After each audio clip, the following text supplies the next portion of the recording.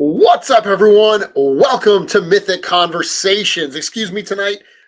Throat's a little hoarse. I have a little bit of a sore throat tonight, but that's not going to keep me from doing this show. I'm back in the collection room. Curtis, I know you were sad that I wasn't here, and I've got a ton of stuff around me tonight. I've got literally a table full of parts and everything over here. I've got, let's see, I've got a second camera set up. Let me show that. Okay, so I've got a second camera set up over here.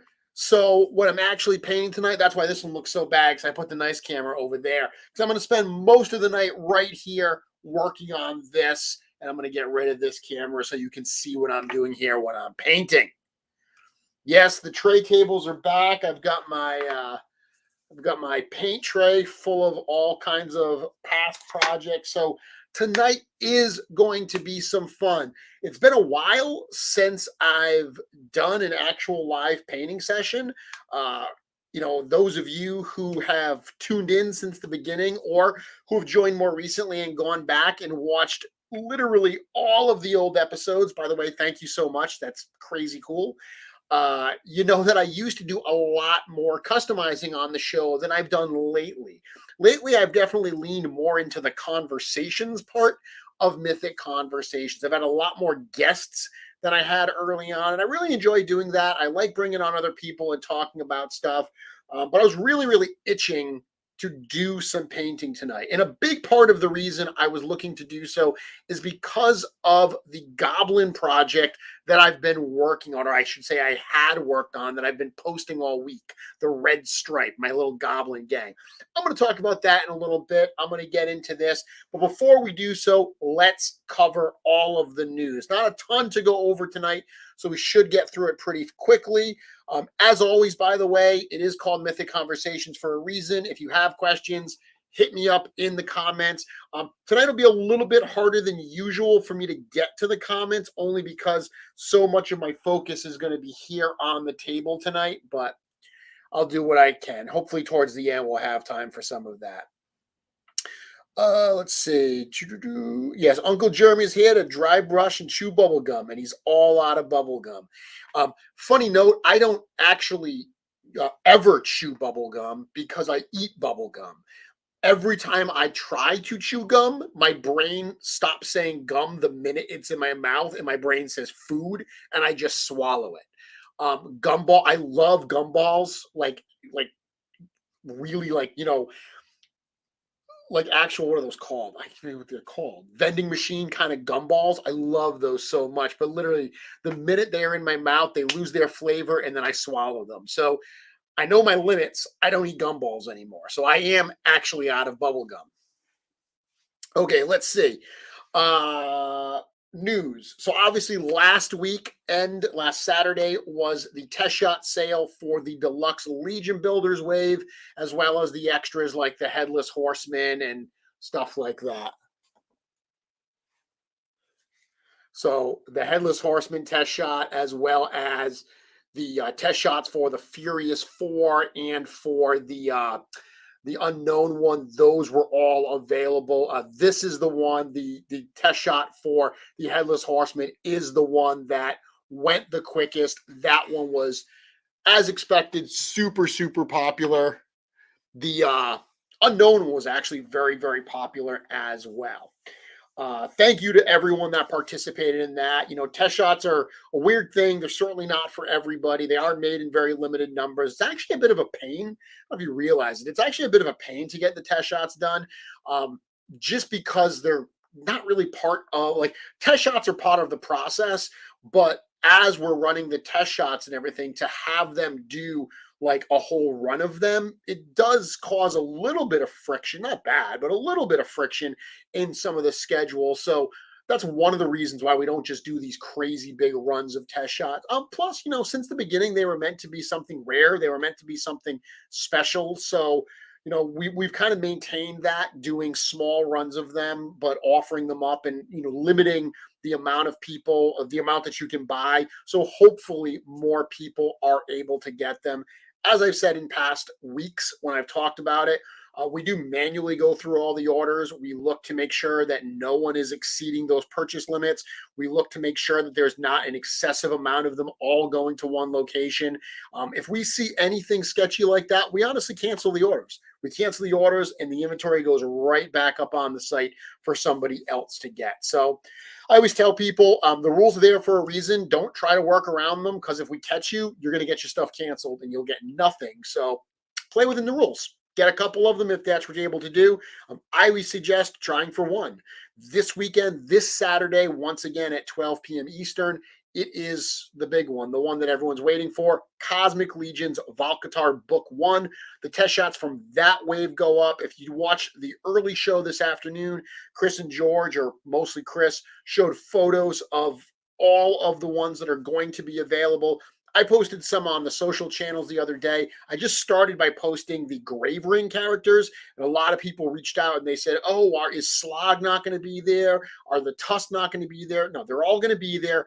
I just happened to start with the Grave Ring characters. I'll show the Tusk characters tomorrow, but the entire wave will be available. There's actually some cool stuff too.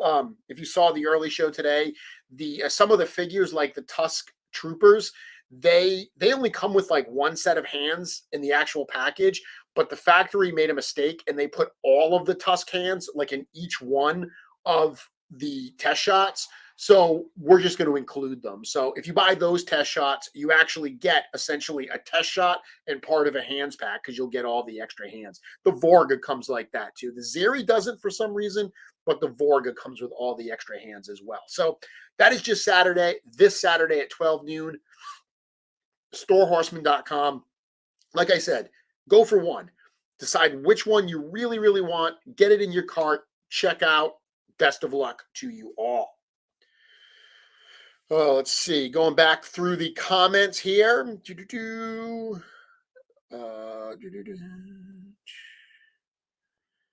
Yes, Anthony, I know it's gross. That's why I don't eat bubblegum anymore. Let's see. No, guys, I don't have super chats on. Thank you, though. So you guys can say how much your super chats are. They're not coming to me. Average price for a test shot. The standards are $60. Deluxes are $75. Like an ogre is like $100 or something like that. Those are the average prices. So that's obviously a big piece of news that's going on. What else? I think that's really been kind of the biggest piece. Oh, on Monday, I actually posted something really cool. If you check out the Four Horsemen social channels, which you totally should, by the way, if you're watching my show, I assume that you're subscribed to Four Horsemen Studios Instagram and you're friends with us on Facebook. Post a lot of content there, including some cool behind the scenes stuff.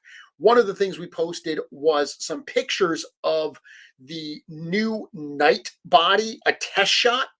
On the topic of test shots, a test shot of the new Night Body that was introduced in the Necronominus wave. So you remember we talked a lot about how this particular wave is going to allow for better posability on some of these Night Bodies.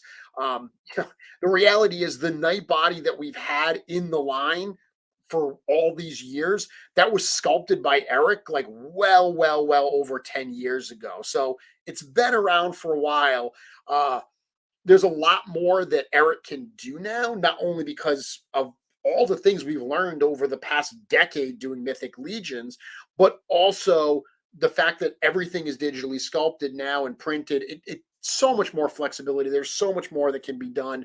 So redesigning that Night Body was a really big part of what we wanted to do for this new wave. And I posted this You can check this out here. So I posted this on Monday, and you can see this is the new knight body. This is the new knight arms showing that two-handed pose.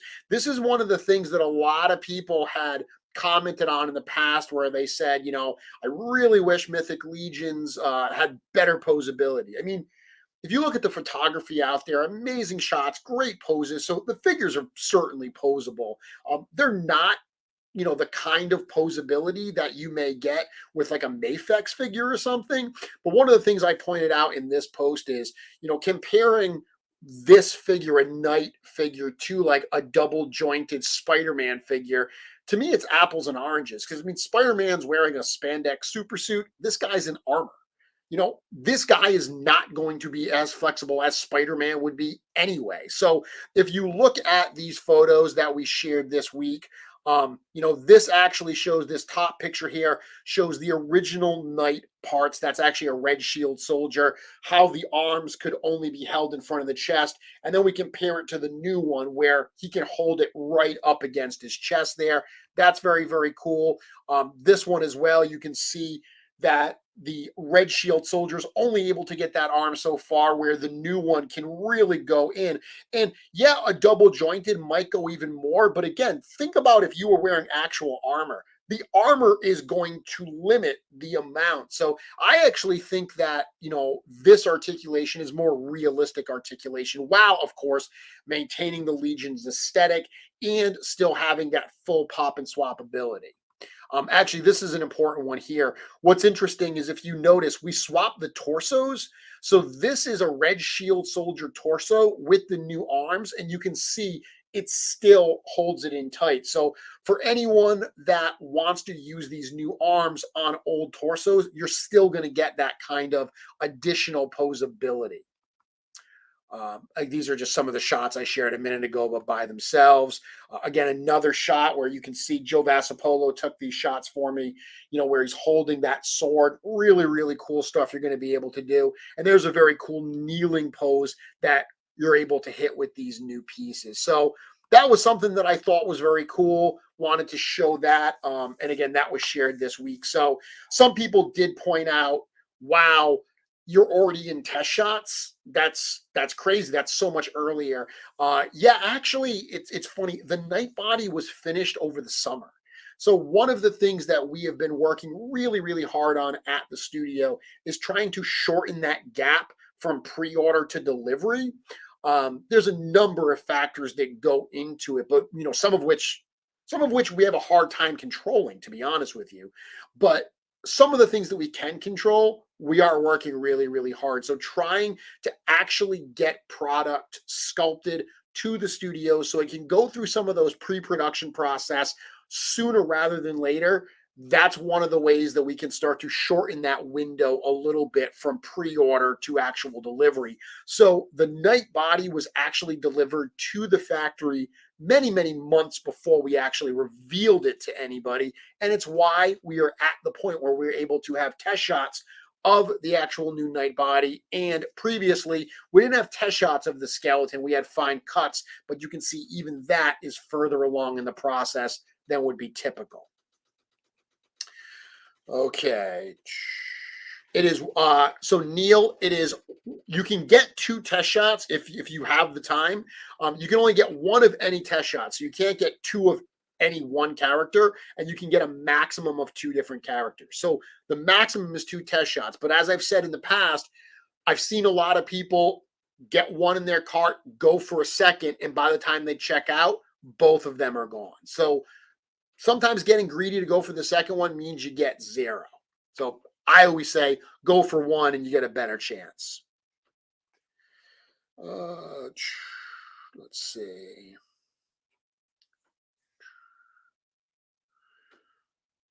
Billy, no, the official release won't have all the extra hands. The official release will have, we've already seen the tray layouts. The official ones have the right amount of hands. This was just, like I said, the whole test shot process is such a deviation from our normal procedures that wacky things end up happening sometimes. Okay, let's see. No problem, Kirby. Enjoy that dinner.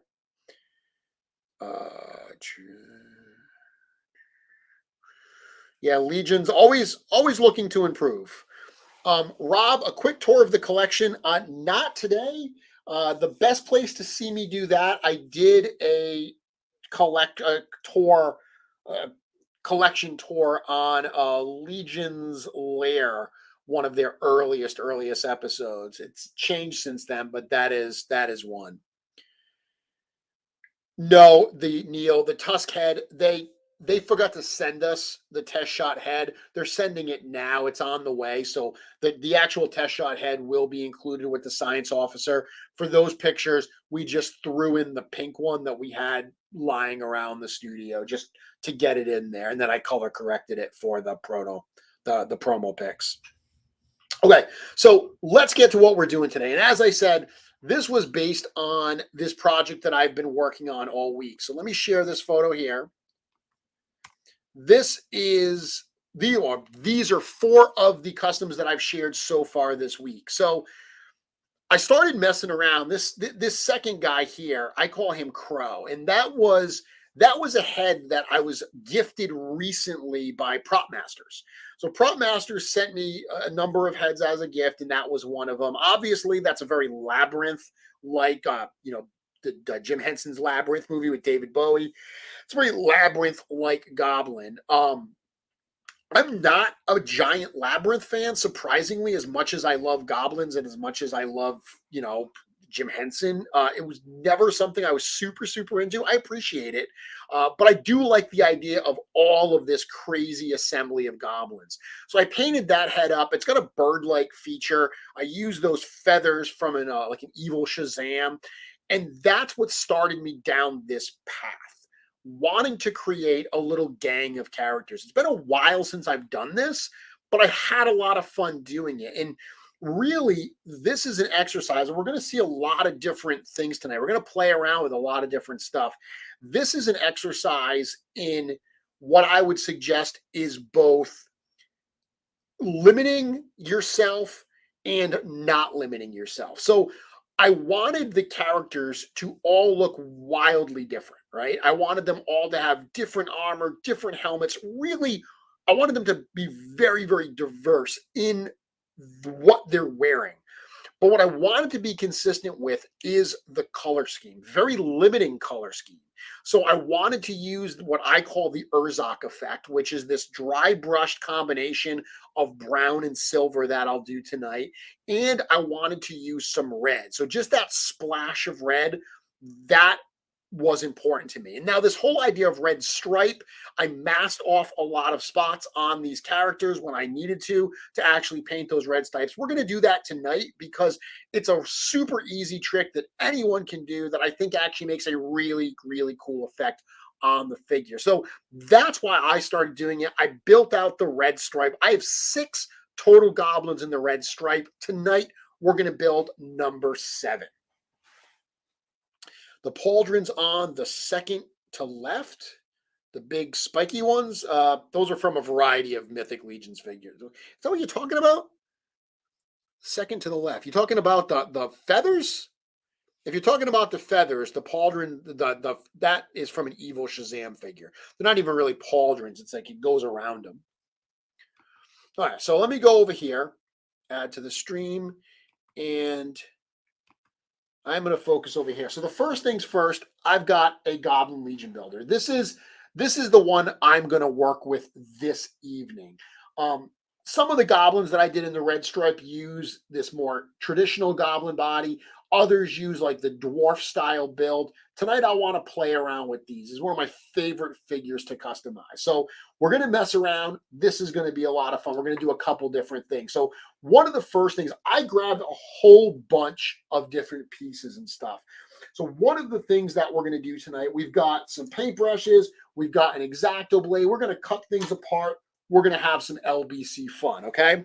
So first things first, here's what I want to do. One of the things I love to do when it comes to goblins is I love to replace their feet with actually 1.0 feet. So let me see over here. So I've got these big spiky 1.0 feet. that I always think looks super cool. And that character Crow that I did, he had that 1.0 feet. Now you can actually heat up the 1.0 feet, pull the peg out, heat up the 2.0, and this peg will fit in that 1.0 foot, and it will give you that look. You don't really want to try to cram the 1.0, this ankle peg. You don't want to cram that into the lower leg here. You could probably get it in with some heat, but it's not necessary because you can do it differently. But I want to do something different tonight. I want to play around, and I'm going to live on the wild side because I don't know if this is going to work. I am going to combine some dwarf parts with this goblin. So I know I can make the feet work. What I want to play around with is I want to add these lower legs. So I not only want him to have these big, chunky feet, I want him to have these big, chunky lower legs. So that's the first thing I'm going to do. I'm going to put these big, chunky feet in. Here we go. I want to get those there. So the first thing I've got to do is I'm going to heat this up.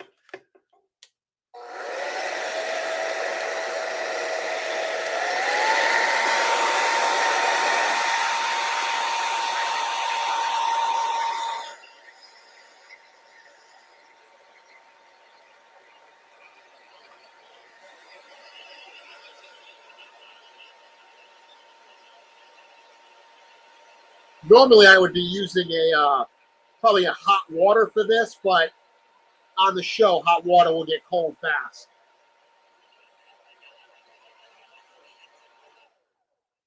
Okay, so let's actually try to pull these apart. Pull these lower legs off. Come on. Oh, that is hard. There we go.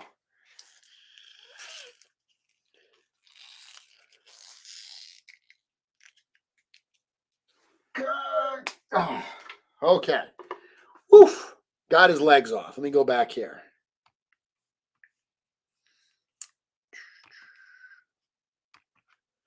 Okay. So now I want to fit these in here. So, oh, that just popped right in.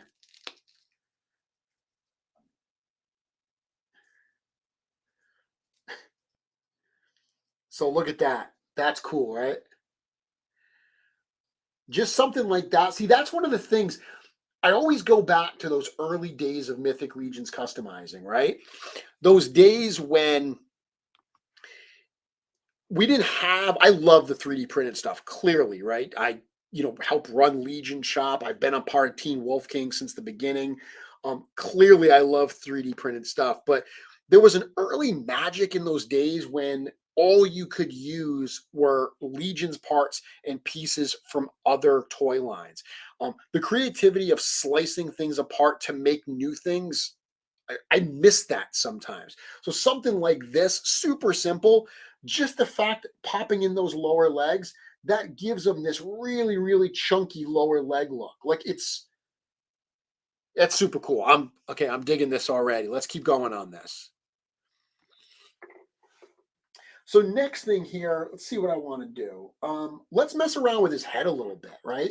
So I'm going to mess around with a few different heads. I want to do some fun stuff. So one of the things I'm going to do here is I have this 3D printed piece from Wolf King Customs. It's like a chainmail, headgear piece. So this is not going to fit in. That's not going to fit. So what I'm going to do is I'm going to cut this guy's ears off because it's not going to matter. You're not going to notice the ears are missing when it's in the actual head. So one thing, obviously, when you're using an X-Acto blade, be careful. These things are wildly sharp, especially if you use fresh blades, which I always recommend you do. You can heat up the part if need be to make it a little bit easier. I just cut a little too deep there. That's okay. The sides of the head are going to be so covered by the piece that it doesn't matter. So, oh dude, look at this. Look at this. Look at that little guy there. That's fun, right? He's got a hat on. Len would approve. He's got his hat on. So that's kind of neat. I dig that. Let's take that off. That's one of the heads we're going to do. Now the next head I want to mess around with, I grabbed this head. So this is that one of those new knight helmets from the deluxe the Santa Claus, the figure obscura Santa Claus. And what I want to do here is I actually had taken a Goblin Legion builder head. So these ears are just glued in. That's all they are. You can literally grab those ears, and if you just pull, they tend to come right off. Now, of course, because I'm live on the air, these aren't going to come off. A little bit of heat, you can pull those right off. I did pull off some other ones earlier. So what I'm going to do here is I want to glue these to the side of this helmet. That's what I'm going for. So I'm just going to trim these down. I want a nice flat surface because I want to glue them right to that surface piece here, right that side there. So I'm just going to make these nice and flat. Kid you not, Zacto Blade is one of the most useful tools I have in my toolbox when it comes to customizing. Very cool. Now I'm going to use some glue. So this is the glue that I like to use. It's this crazy glue, crazy super glue. It's this little tube one. I buy these things in bulk, literally. And I kind of like them because they have this little stand. That little stand is so fancy. Oh, and I just totally lost the pin for it. But good thing I buy them in bulk, right? Okay. This is one of those nights where I'm so focused on what I'm doing that I'm not looking at the chat. So if like my mic goes out, I'm totally not even going to hear anyone tell me that.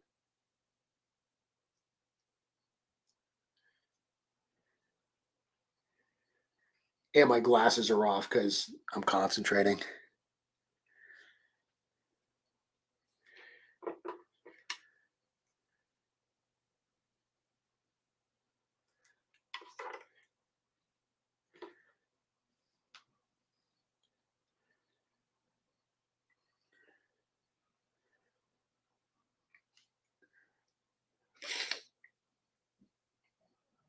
Now, this is a 1.0 head.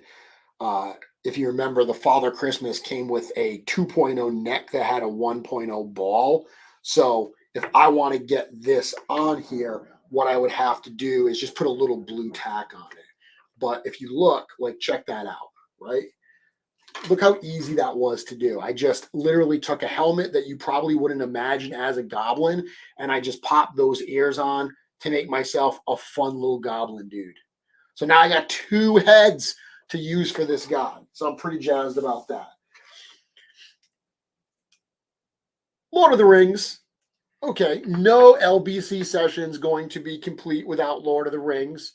One of my favorite things to do with Lord of the Rings characters is to find the ones that have like the rubbery skirts and to tear those suckers apart and put those rubbery skirts on Mythic Legions. Now, this one particular, I feel like this one, it's not, a lot of them when you separate them at the waist, it's just literally a skirt part that falls right off. This one doesn't look like it's going to allow me to do that.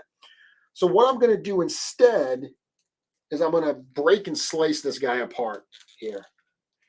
And some of these old Lord of the Rings figures, they literally just like crumble in your hands because they are so old. So let me try to cut it at the belt here. I'm going to see if I can do that. I will say this, that if you watched a few weeks ago on Wolf King Customs on the Wolf Den, when I was with my friend Curtis Ackerman, and we talked about, planning out customs and character design before you start. I'm doing none of that today. Like, this is genuinely playtime. This is me grabbing a bunch of parts. About an hour before showtime, I went and I just grabbed the fodder bins and I just grabbed a whole bunch of pieces.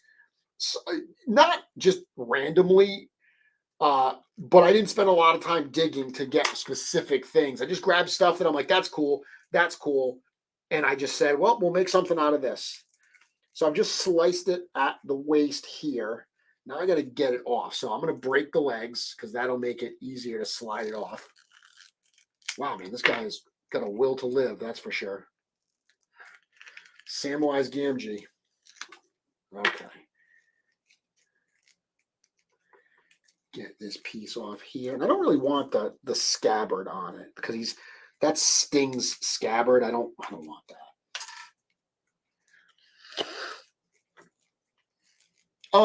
I don't use a Dremel for this. I have a Dremel that I use for lots of stuff, but not for this.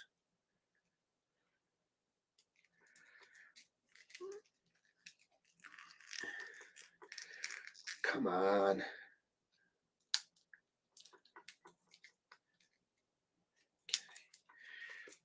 Put those legs down.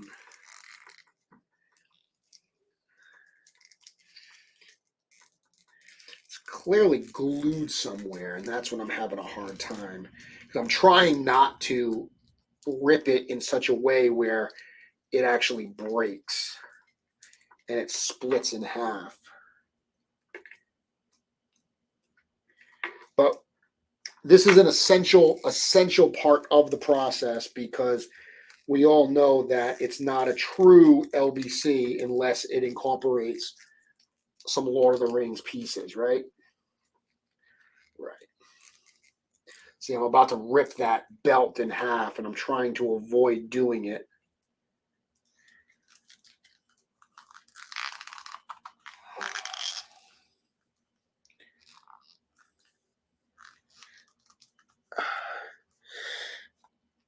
There we go. Okay. Sorry, I need to do that off camera. I just needed a better angle on it. So I was able to maintain that waist part, which is great because now I can pull this guy apart, pull that off, and I can use this as his waist piece. And that's going to give me a totally different look that no other goblin has because it's not a Mythic Legion's part. But it's still, because it's not, it's still a factory piece. It's plastic and stuff. I'm still going to get all of that flexibility that I want. So this is nice and tight. So what I'm going to do here is I'm going to actually put it on the torso.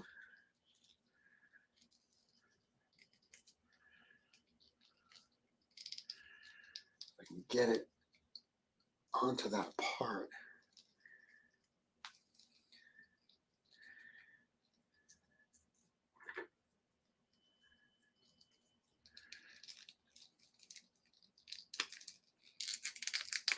There we go.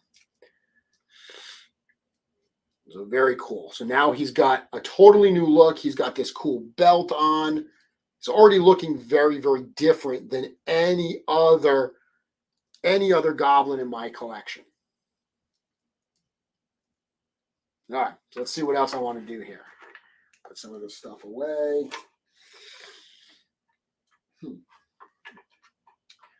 Okay, let's see. Before we get to painting, let's figure out pauldrons. So I got a couple different pauldrons here. One of the things you can do is you can use mythic pauldrons. Obviously, I love using 1.0 pauldrons on goblins, and I did this on one of the figures.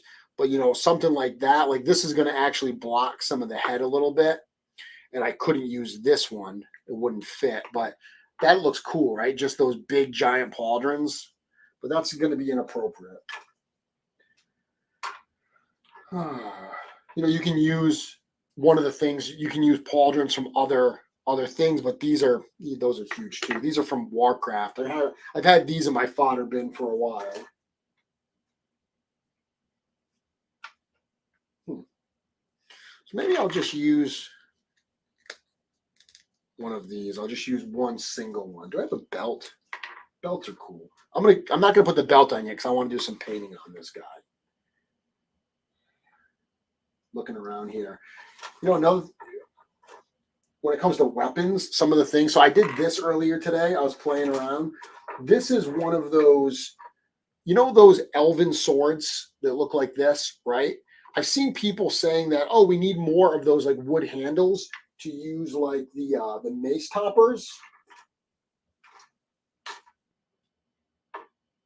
I should have been much more organized here because there's stuff on the table. I know they're on the table. Oh, it's literally in front of me. Like this mace topper, right?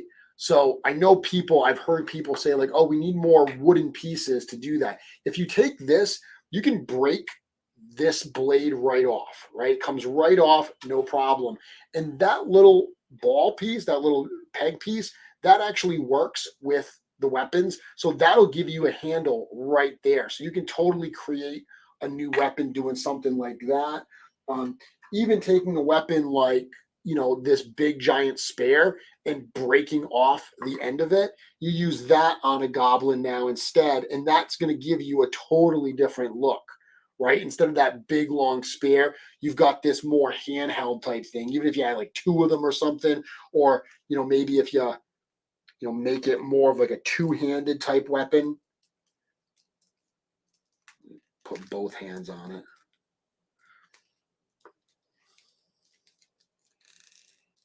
There's so much that you can do within the confines of the line as it exists.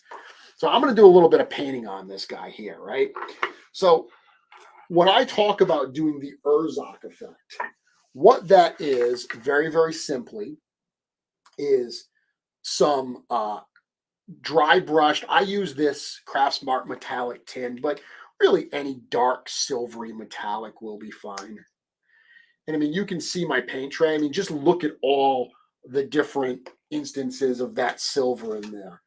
It's a lot. So everybody, if you're playing like the dry brush and drinking game, that every time Uncle Jeremy says dry brushing or does dry brushing, now's the time to get started. So one of the things I like to do when I'm dry brushing is just very lightly, again, dry brushing for those who have never watched one of my videos, you're going to dip your brush in the paint. You're going to literally dry it off on a paper towel, and then you're lightly just going to brush it on the figure. So think about this. Be deliberate. If you look at the armor here, the areas that are exposed, that are raised, those would be the areas in a real world setting that would get damaged first. So you want to concentrate on that. You also want to concentrate on any areas that actually have like scars and scuffs and everything in the actual sculpture itself. Focusing on the edges, that's what you're trying to do here, because those are the areas that would get the damage.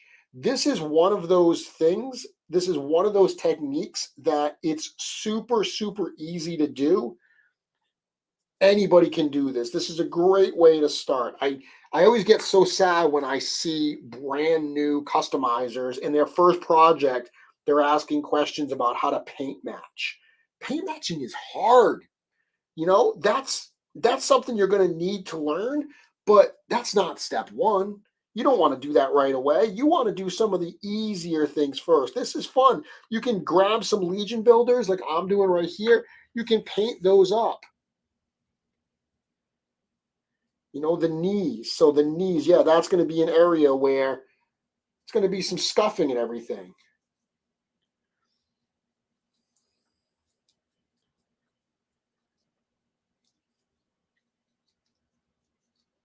So painting this up, even that just adds some detail. But let's go a step further here. Oh, I almost forgot about these pieces. Oh, darn it. Glue came off. Well, you know what? I'll glue that back on after. I'm going to actually pull the ears off for right now because I'm going to paint this anyway. I'll glue those ears back on in a bit. Same thing with this. Now, what I did with this head is I just hit this very, very quickly with a little bit of black paint before the show started.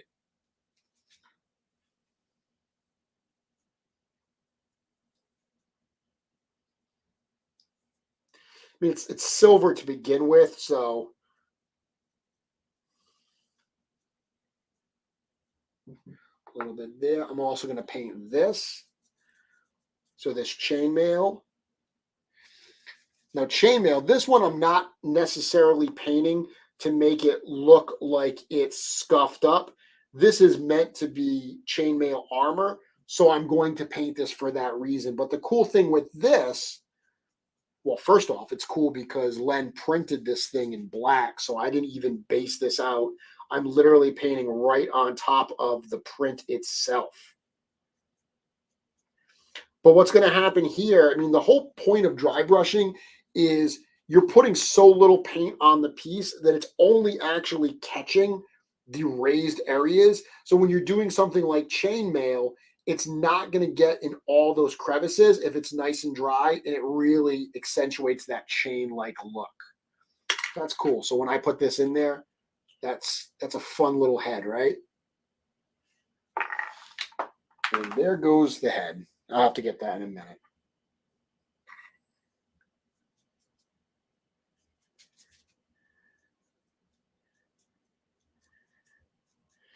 Okay, so the next thing is brown.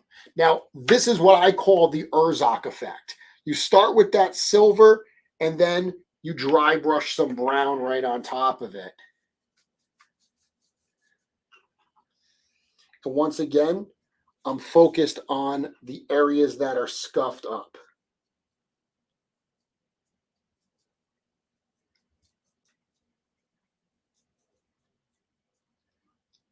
One of the things I don't know why I love doing this. I love doing the back, and I just drag the paint down where those holes are because it just makes a cool looking effect. I always like that. I've always done that.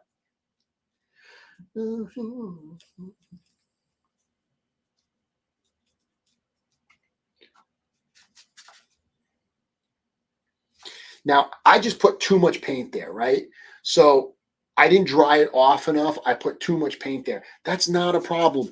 If you notice that happens, dry off your brush and just go right back to it and just hit it with that brush. Yes, that area is going to be a little bit more paint on it, but that's okay. That's one of the great things about doing this. You're adding wear. This character is supposed to have been through the ringer. It's dirty. It's nasty. It does not need to be precise.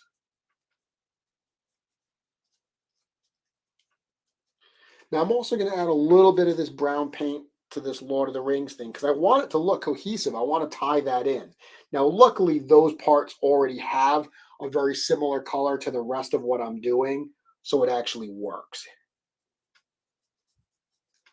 Don't forget under the arms, you want to get all those areas that aren't as exposed so you don't have just these random unpainted areas. Now, here's the trick. Ready?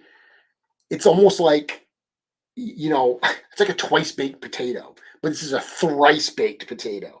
We did the silver, we did the brown. We're going back to the silver. So I'm going to put my brush right back in that silver, and I'm very sparingly just going to hit a few of those areas again. So I'm putting this on top of the brown.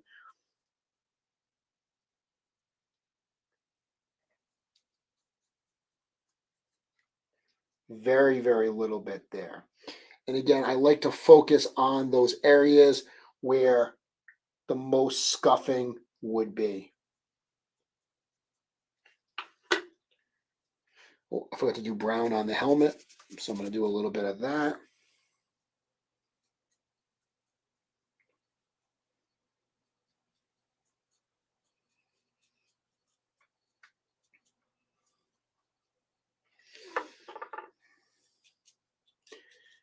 A little bit on the chainmail because obviously it doesn't make sense if the whole body has got some dirt and grime on it and the head is perfectly clear.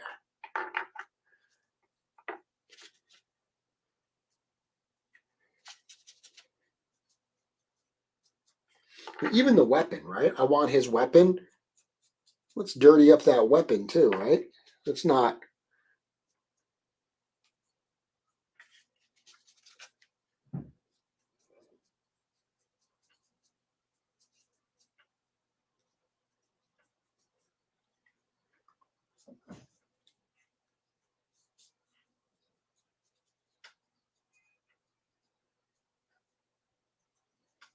There you go. Coming together. Coming together. I'm digging it.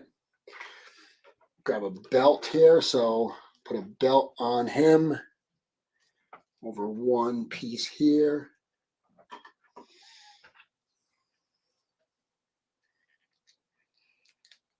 Yeah, it's looking good. Now, one of the things that I did on all of my figures was that red stripe. So let's actually do that now before I put this on. Let's do the red stripe and I'll show you how I did that. So I'm going to do a red stripe on the helmet here. And I'll actually grab, I've got this Goblin Legion Builder helmet. I'll do one there as well. And all I'm going to do for that is I'm using actual masking tape. Now, there are some people out there, like take Zombie 13. Zombie 13 does not need to use masking tape because he's a freak of nature and he can do it without masking. I'm not Zombie 13, so I am going to mask.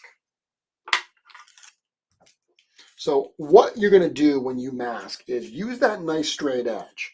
So what I'm going to do is I'm going to put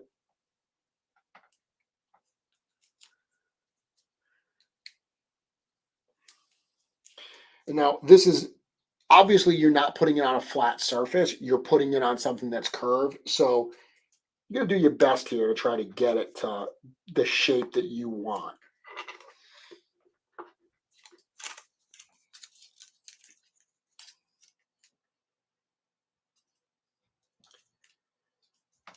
But I'm telling you right now, this is minutes worth of work, seconds worth of work for what's going to end up being a pretty darn cool effect. Okay, so I'm going to press this all in. So you see what I've done is I've created just this little strip. Okay, so now I'm going to take some red paint.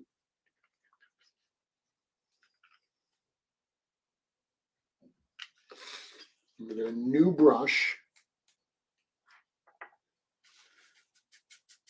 Dry brush that out. Now what I do with just that little bit of red here is I'm going to paint right in that area that's masked.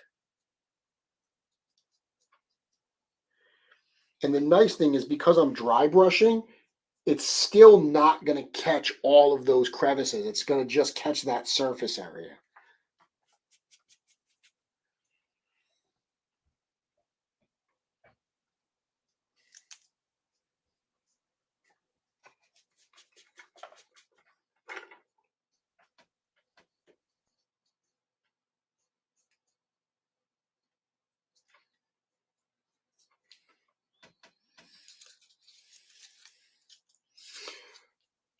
So when I'm happy with it, what I do is I just pull that masking area off, and you see you end up with a really super nice kind of clean line on there that looks really, really cool. I love doing it on this one too. This one works great. So this one is nice because you can kind of use the front of the face there, that actual natural lip of the mask. You can use that as part of what you're masking off.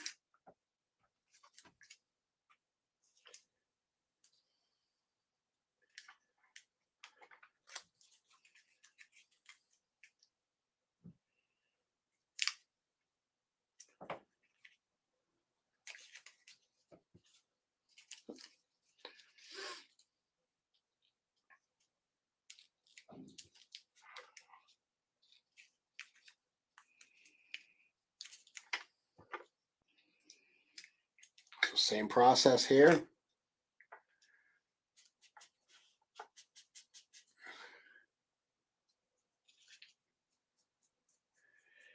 And again, I love doing this effect on this because of the little circles that are in the mask, that are in like the faceplate.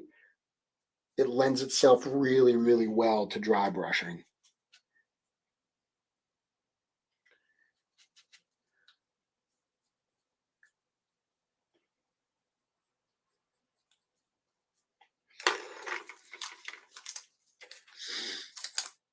So there you go.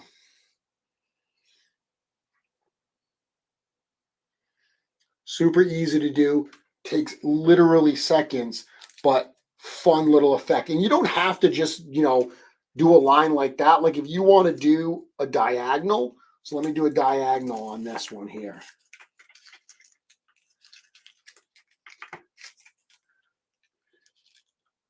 You could do this on shields if you want to put like some kind of like heraldry on the shields or something. Yep, totally works. Like I said, some people can do this freehand, not me. I'm going to use a little bit of a mask.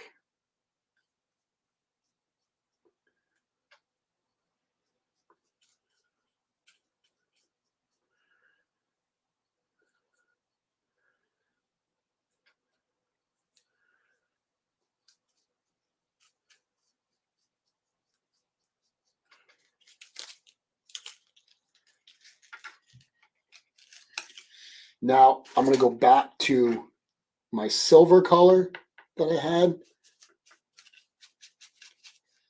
and I'll just go over a little bit of that red because you don't want the paint to be on top of the damage. There would actually be some damage that would have affected that paint that was put on previously. So just hitting that very lightly, it's going to give you that realism. Where's the other one? Oh, here it is.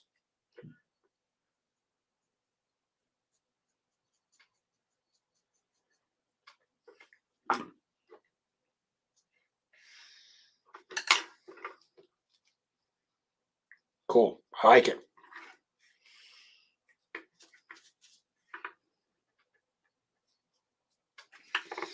Let me glue those ears back on, because I think that's going to be the main head I want to use, is going to be that helmet. I dig that one. Although I don't know, the one with the other head is pretty fun too.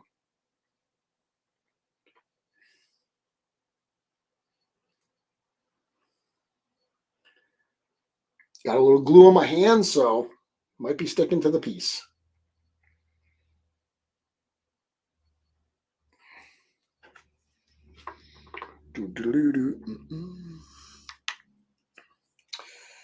I do see there are comments coming in. As I said, my attention is focused on the pieces in front of me, so bear with me. I will check comments in a bit.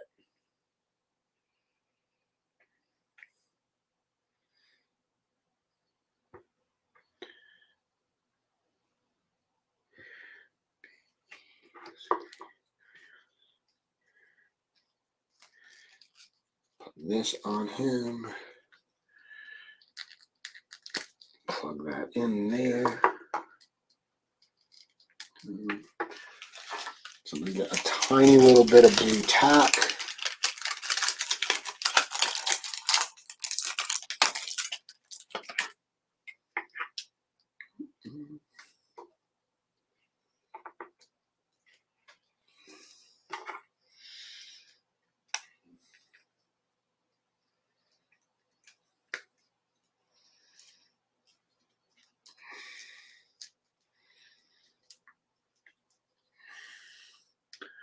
So there we go.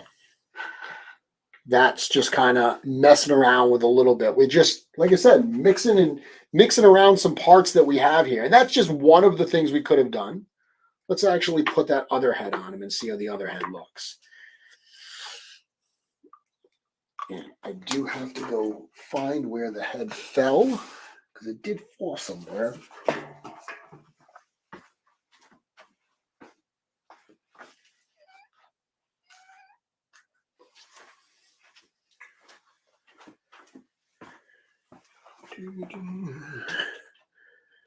Okay.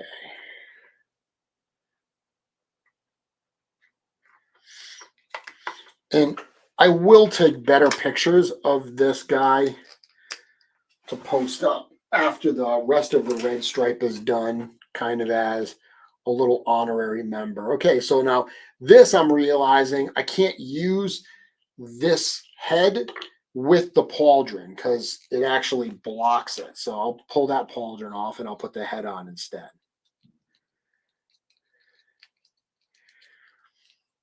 So that's an alternative look for it.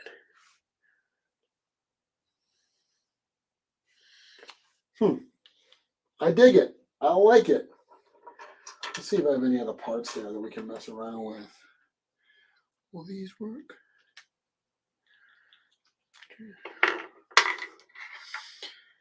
So we try these pauldrons to see if these are smaller, if these will allow that other piece to work.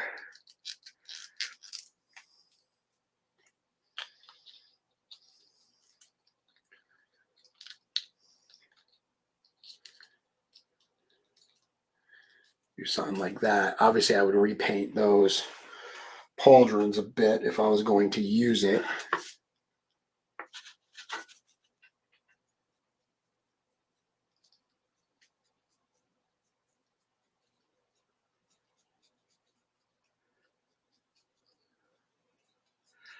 So even just dry brushing on some brown is going to change the way those pauldrons look and give them more of a leather type look as opposed to, well, they look leather already, but they look like black leather.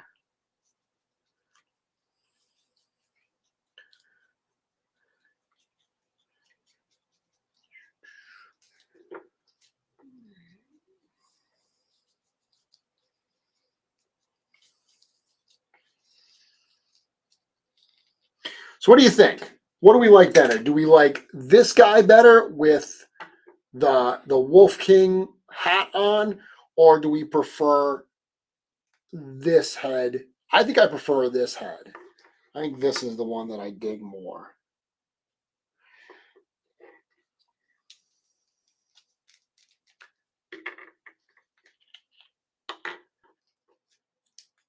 Drew says he likes the dwarf chainmail head better. Oops.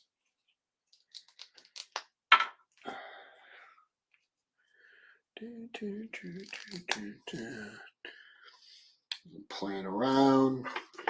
But like I said, just grabbing lots of different parts. You know, I've got all these different pieces here. So this is I was talking about earlier, where I pulled the ears off of the Legion Builder head. They're literally just glued in, so you can just pop them out. And then you could do something with this where you could, you know, widen that hole or whatever. You could put some horns in there if you want a totally different head on that. One of the things I did the other day, one of the goblins that I posted, actually the one I posted today, I took the goblin, the puglin head, and I used this faceplate. And this faceplate, actually, you can pull this piece off, and it's not going to come off now because I'm live on TV, so of course it's not gonna work for me. But you can pull this lower jaw piece is just glued on, and you can get it off.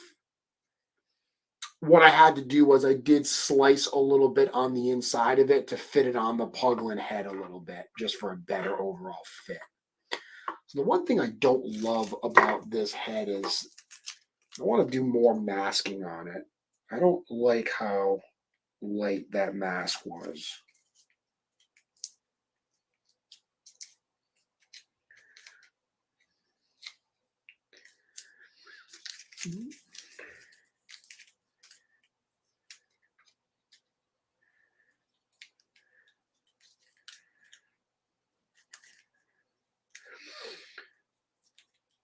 So let's do another mask on this. Grab some more red paint.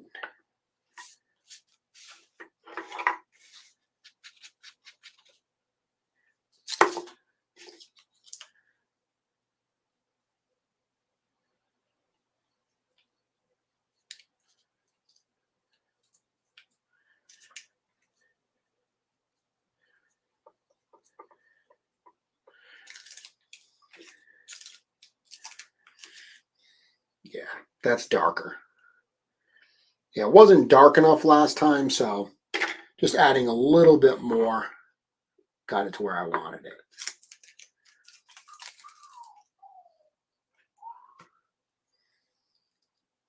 And I'm just using that blue tack because this is a 1.0 head.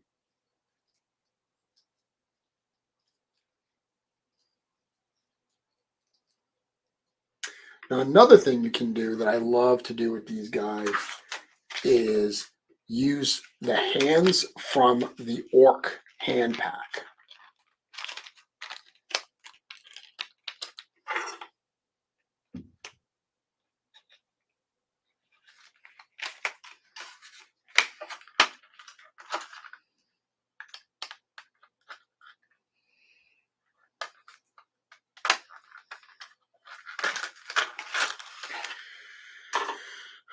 So I want one of his hands holding a weapon. So let me give him a weapon holding hand. And the 1.0 hands are a little big for goblins, which is why I like it, right? Because it gives them that. Oh, and see, I broke the hand. So I actually, when I pulled that hand out, a little piece of the hand of the wrist broke and stayed in there.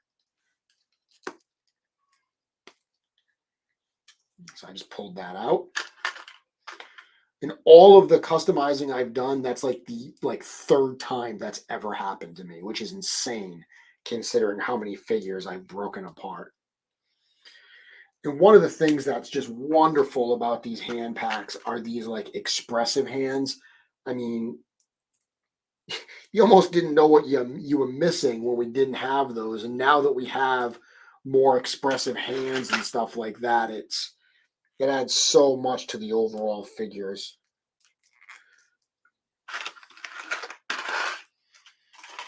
I like putting the feet on them too, but I dig this guy's spiky feet so much that I'm going to leave those on. Yeah, I like that. Just that contrast of the little bit of green in the hands with the green in the ears definitely reads more goblin to me.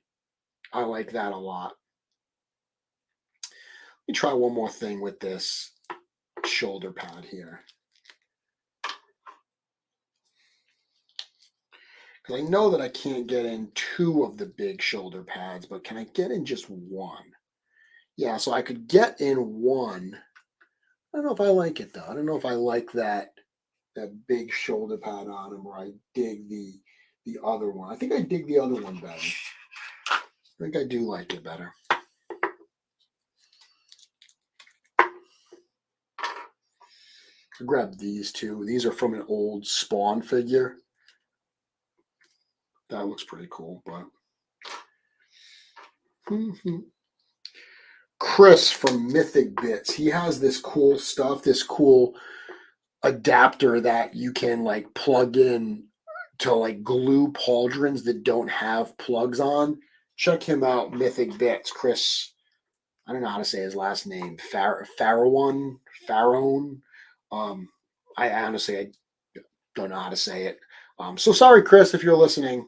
Sorry that I can't pronounce your last name, but I'll give you a plug anyway.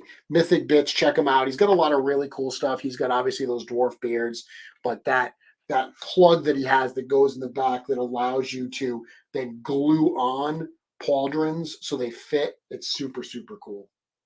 It would work with stuff like these Spawn pauldrons or these big Heroes of the Storm ones. That would be cool. Something like this, if you wanted to use, so say I already have the loin piece, but say you wanted to use this, right? So this is a 1.0 loin piece, so it's not going to fit. Super, super easy. All you'd have to do is get an X-Acto blade and then go in the back and just cut like the little edges off of that plug. And remember, cut once. Was it measure once, cut twice, or measure twice, cut once? My point is that take off only a little bit at a time because you can always take more off. But if you just take off some of that plug there, what'll happen is it makes it so it's small enough that you can plug it right in the smaller 1.0 port and it will stay totally, totally fine.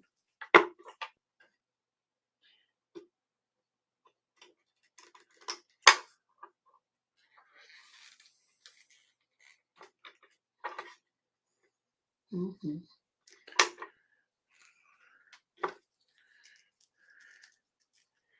Yep. So see, I just got that to plug in. That fits perfectly fine now. It's not going to fall out. And all I did was shave a bit of that peg off. So again, almost limitless possibilities that you can do just by mixing and matching these parts, cutting things apart. I mean, look at this build here. We've got a goblin base body that we added dwarf lower legs and spiky feet to. We've got this waist piece and belt from Lord of the Rings, Samwise as a goblin figure. We made this weapon from a elf sword handle with a mace topper. We threw in some orc, hand pack hands. We've got this head, which is a knight helmet that we glued goblin ears onto the side. You know, it really looks kind of like the goblin ears are on the regular, just poking out the side, but it gives it a totally different look with that visor type thing. So it's similar to this, but different. But again, it's nice, I think, because you put this in a goblin display, and in large part because it uses essentially all mythic parts or mostly mythic parts, it's going to fit in. And then, of course, as we saw, we have our alternate look. Mythic Legions figures often come with more than one head. So the Drew Grubbs favorite, we've got our little hat goblin.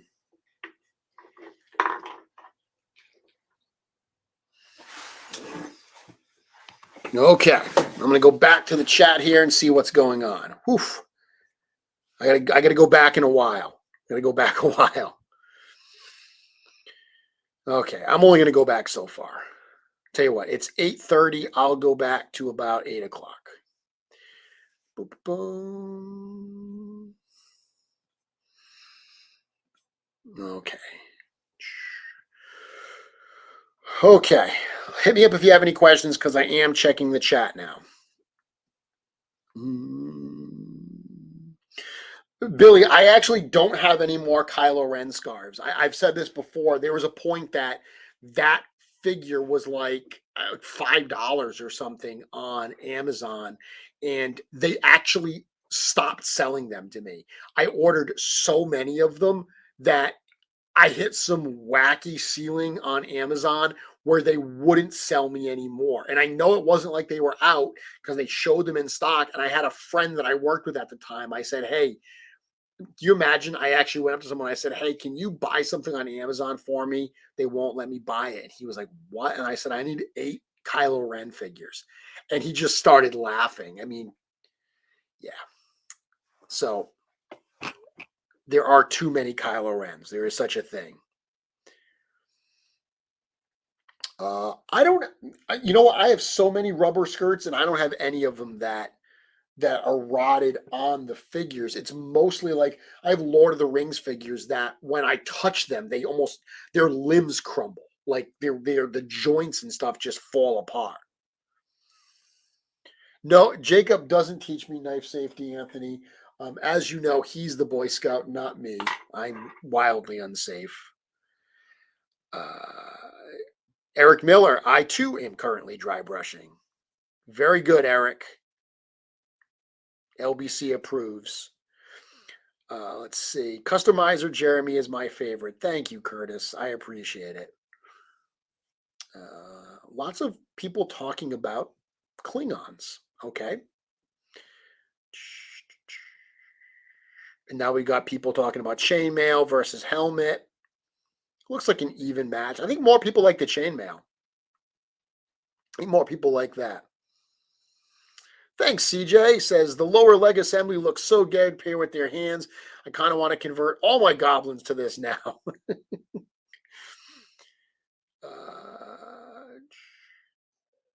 No, Orc, I don't experiment with any of those things. I don't really know what any of them are. Binders, polymer, emulsion mediums. No, I don't experiment with any of those. Yes, all the Kylo Ren scarves belong to me. So yeah, so like I said, I just wanted to have some fun tonight, wanted to play around, you know, and this is in the spirit of what I did really the entire time with these customs, with these red stripe customs. It was just me playing around with the parts. It was just me trying different things and mixing and matching parts to get new looks. That was what I was going for. And that's what I used to do so much. And it's really enjoyable. I love doing it.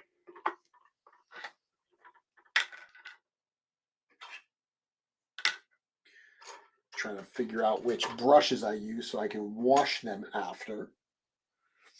There's a lot of cool stuff that you can do. Okay.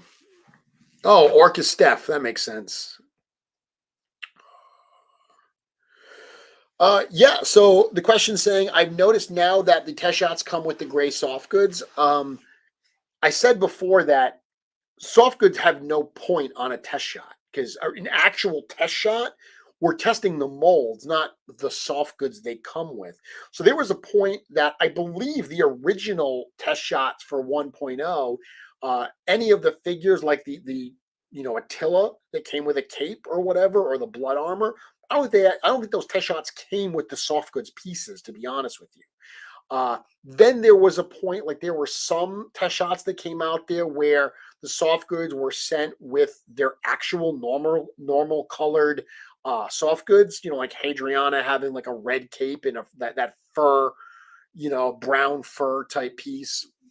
And if you display the test shot with those non-gray pieces, it kind of breaks the overall one color look of the test shot.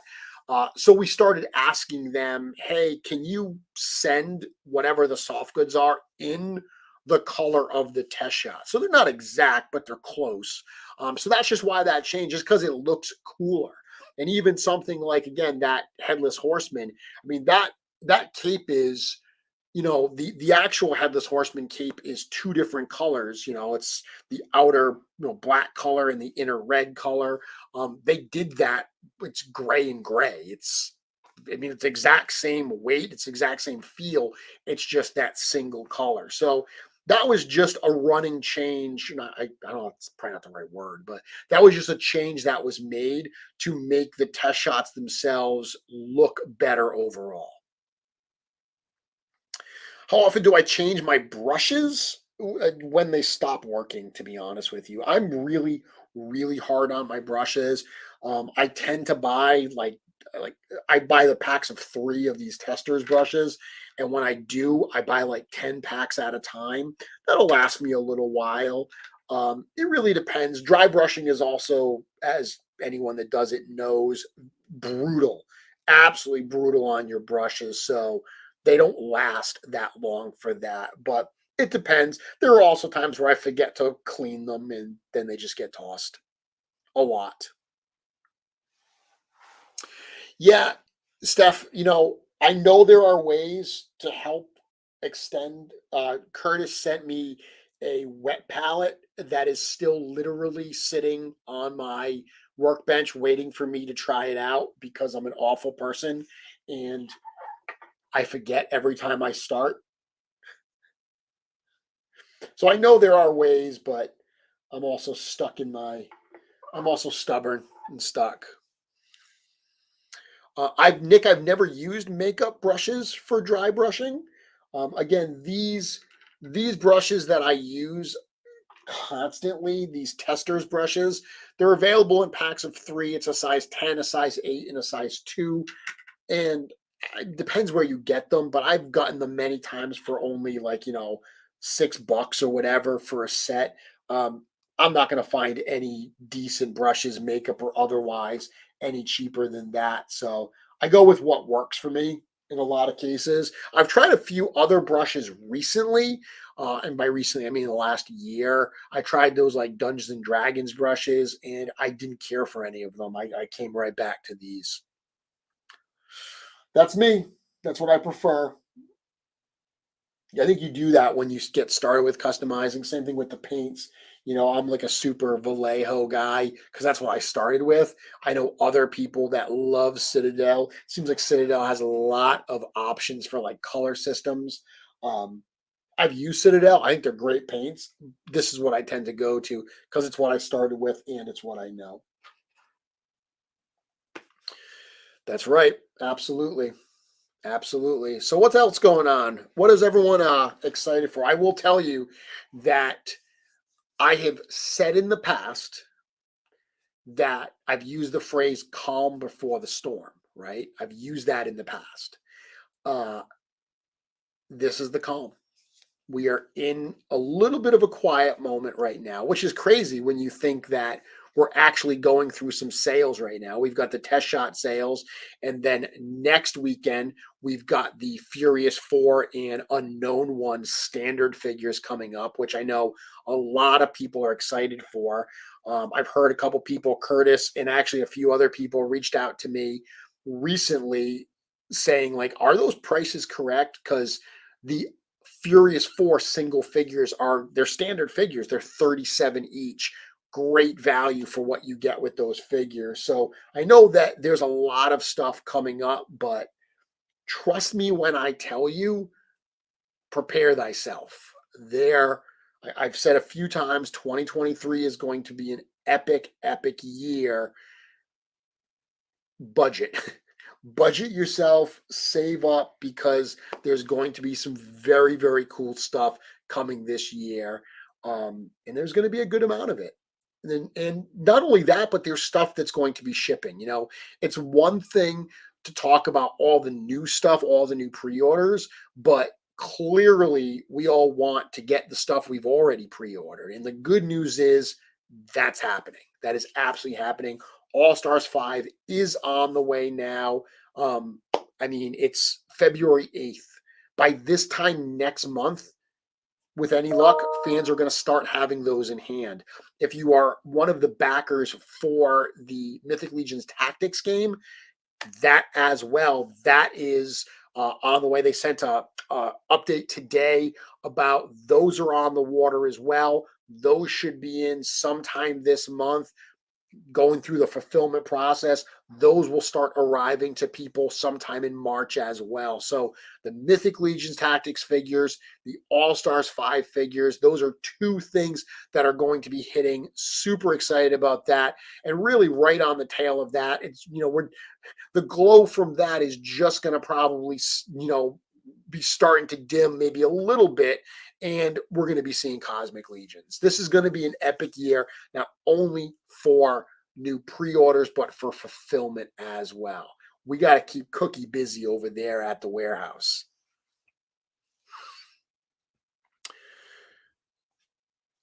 So Anthony, I will be very, very clear. Anthony's saying, what surprises can we expect with next weekend's sale? Nothing. I know people think that Reinforcements 2 is coming with those figures. I'm being 100% honest with you. Reinforcements 2 is not planned for next week. Reinforcements 2 is sometime later. Okay. And it's not a week later. Okay. Reinforcements 2 is not immediate, and there's no other surprises. We've got a lot of surprises up our sleeves, but we're trying not to spring things on you. We're trying not to spring a whole bunch of new figures on you right in a sale where you didn't expect them. We are trying to, balance that bit of surprise and having some fun with also giving people ample notice so they can prepare themselves and their budgets. So don't worry. Next week, I'm telling you, all that is there are those figures. But yes, as Trevor said, stuff's a-coming. Absolutely. Thank you. Don't forget to hit the like button to help Sir Gerard's many quests. Thank you very much. Okay.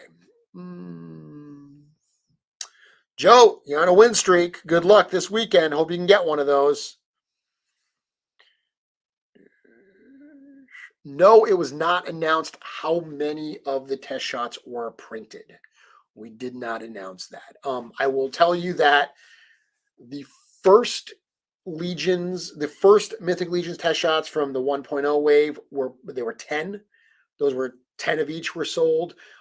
Subsequent ones, Advent of Decay forward, they were 20 each. We have not announced how many there are for this one. I will only tell you that it's in that same range. Let's see. CJ, super excited for Cosmic stuff. Also super excited for the Cali Mythic event. Joe, thank you very much for bringing that up. That's a great point. So if you saw, there was an announcement made. A number of people have been asking for an event on the West Coast out in California. And our West Coast team, which of course is Walter the Madman Hagen of the Mythic Legions Cabal, along with Nate Barch, they are two of the guests that are going to be at this event. Also, longtime studio friend is Ramirez. Former studio employee Sir Owain Ertling. He's going to be out there as well. He Might Custom Creations, who amazing exhibitor, amazing customizer. You've probably seen him at PowerCon in the past, and he was at last year's Legions Con. He's going to be at this year's Legions Con. He Might Custom Creations is going to be there too. That's just the start of who they've announced. This is not a Legions Con West. This is obviously a small meetup style event, but still very, very cool. It's at a place called Toy Fusion, which I've never been to in Sacramento, but from the feedback I'm seeing, people love Toy Fusion. They're very, very excited for this. So that is May 6th and 7th, which one of the things that's crazy, for all those people that say you guys should get out to more places, we will literally be in 3 places that weekend, which we did last year as well, right? Last year we did the same thing where we had an event in one weekend. We were in Ohio for an event. We were in Salt Lake City, Utah. Nate did an event out there. And then the rest of the team was at RetroCon in Philadelphia. May 6th and 7th, we've got that Saturday, the 6th, we've got a show in Connecticut called Shop the Curiosity, little one-day show. That weekend is ToyCon New Jersey. That's another, big show that we always do. And then obviously that same weekend, as I'm talking about right now, we're going to be in Sacramento. So we've got our marquee shows. We've got our Power Cons. We've got our Legions Cons. Those are the big ones. Everyone always says, if you're going to go to one Legion show, if you're going to travel for one Legion show, go to Legions Con. That's where everything happens. But doing some of these regional shows, obviously we're East Coast, so we do shows in, Pennsylvania, New Jersey at the end of this month, just in a couple weeks. Dave keeps reminding me how close we are to ZoloCon. Very, very excited. Dave, I'm excited too. But it's nice to be able to get out to more places. So yeah, thanks for that reminder, Joe, about that Sacramento show. Blue Lion, I don't get a lot of fodder pieces at stores. A store like Toy Vault, they're selling stuff at like expensive prices. Like collectible prices. I tend to buy fodder in giant lots. I used to buy them on eBay, big lots of Lord of the Rings figures, or go to toy shows and dig in some of those bins for those, busted up figures. I don't need all the accessories. I just need the body parts. Those are the best places that I always find them. Let's see. Oh, Greg, trust me, it's going to be plenty busy very, very soon. Plenty busy. Let's see.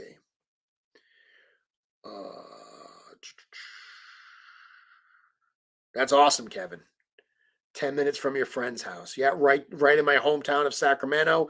So it seems like people are going to go out there. I mean, look, go out there and support it. If you're from the area, go out there and support the show, because if you want us to do more out there, you want us to have a bigger presence and do more things, we need to be able to see that a small event like this, a meetup event like this, is desirable and well attended.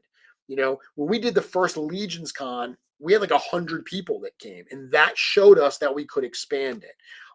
Again, the unique thing about Legions Con, and the reason it's always going to be in New Jersey, is because that's where we are. So we can get all the product and the 10-foot ogre and all the other stuff we're making. We can get all of that to the actual show. Can't do that in California, but we can have cool people visit. We can send product out there. Those are all things we can do. It's going to be an awesome day. So definitely plan to go. And you know what? Tell Walter and Iz that I sent you. Yeah, there will be figures at the West Coast show. Not sure exactly what, not sure how many, but there will be the factory, the warehouse will be sending figures out for that. Yes, very busy day for Legions on May 6th. I'm going to grab a quick drink. My throat held up, though. I'm pretty excited about that.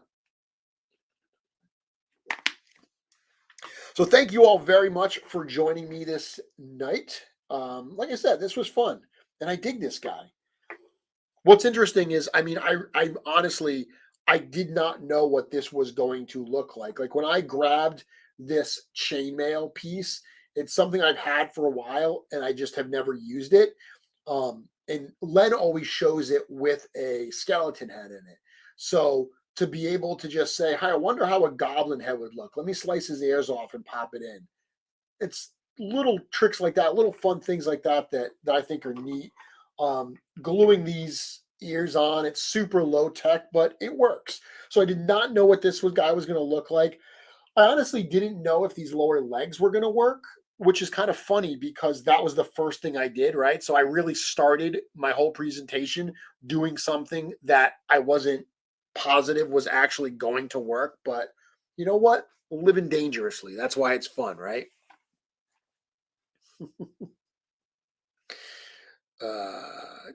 Awesome. Yeah, you're going to drive from Nevada. I mean, that's like I said, that's it's one of the cool things about the East Coast shows is, we do a show in New Jersey, I mean, or Pennsylvania. We get people that drive down from New Hampshire. We get people from, throughout New England people that drive up from Georgia and everything. So people travel for our East Coast shows, which lets us know that we can do, different shows on the East Coast and know that we're going to have a bit of an audience there, that it's going to be worth the time and the cost of getting out there. So trying out some stuff,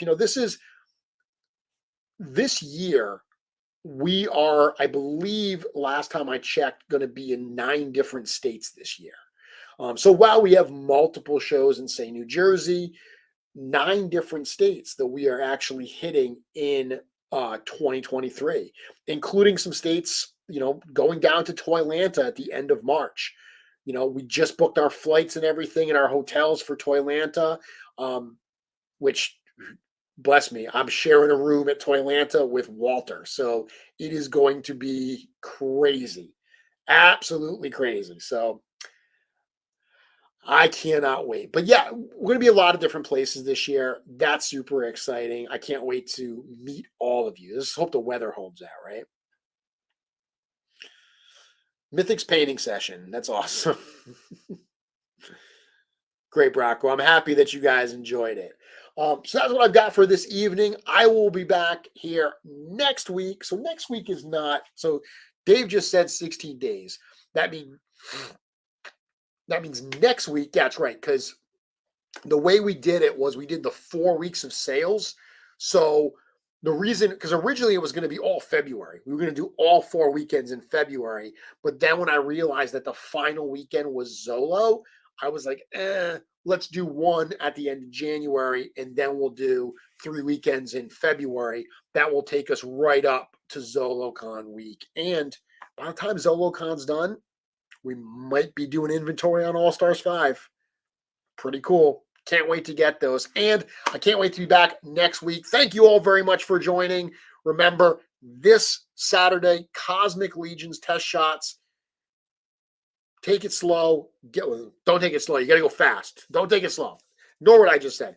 You got to go fast, but just be patient. Get in there. Pick the one you want. Get it. Get in your cart. Check out. I wish you all the best of luck. I will see you next week.